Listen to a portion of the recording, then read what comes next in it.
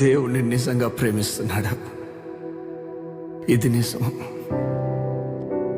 చూడు, వేశ్యగా జీవించిన రాహాబును దేవుడు ప్రేమించాడు. విడిచిపెట్టి వెళ్ళిపోలేదు, కానీ ఆమె చరిత్రనే మార్చేశాడు. నాకు తెలీదు నువ్వెలాంటి తప్పు చేసిన వాడు, ఎలాంటి బ్రతుకుతున్నావు. దేవుడు నిన్నే పిలుస్తున్నాడు.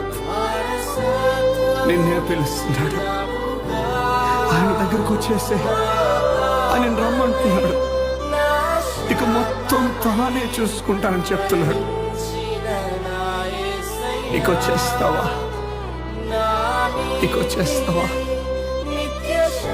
నీ చరిత్రనే మార్చేస్తాడు.